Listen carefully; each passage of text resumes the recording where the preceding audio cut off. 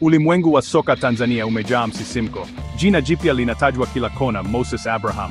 Kijana huyu anaingia ligini kwa kasi. Kipaji chake hakiwezi kupingwa. Mashabiki wamevutiwa na ufundi wake. Yeye ndiye gumzo mjini. Safari ya Moses Abraham ilianzia mitaani Dar es Salaam. Alicheza mpira peku akiwa na shauku na bidii. Kipaji chake kilikuwa kibichi lakini dhahiri.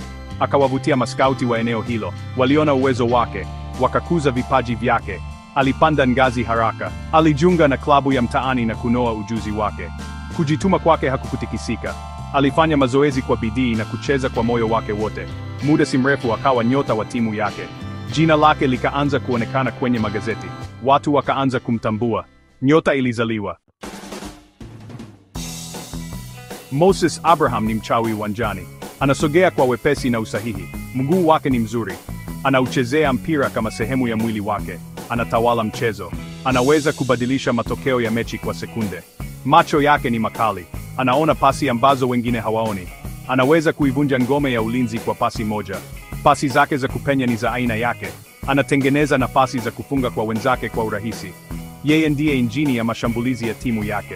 Lakini si kwamba anashambulia tu. Bidii yake ya kuzuia ni ya kuvutia. Anarudi nyuma kwa bidii. Anapambana kuupata mpira. Ni kiungo wakati kamili. Ni furaha kumtazama.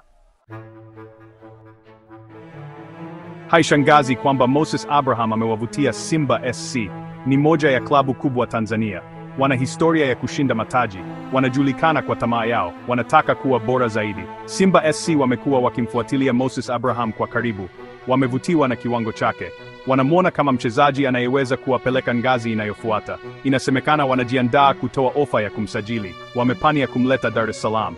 Dirisha la usajili linakaribia. Tetesi zinazidi kuenea. Je, Moses Abraham atajiunga na Simba SC?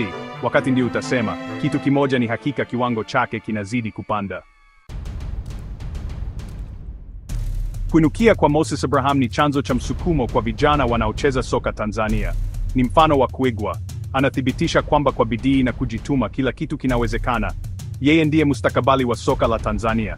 Athari yake ni kubwa. Anaweza kuwahamasisha kizazi. Anaweza kusaidia kuinua hadhi ya soka la Tanzania. Anaweza kuiongoza timu ya taifa kwenye ushindi. Mustakabali ni mzuri kwa Moses Abraham. Dunia inafuatilia. Soka la Tanzania linapanda.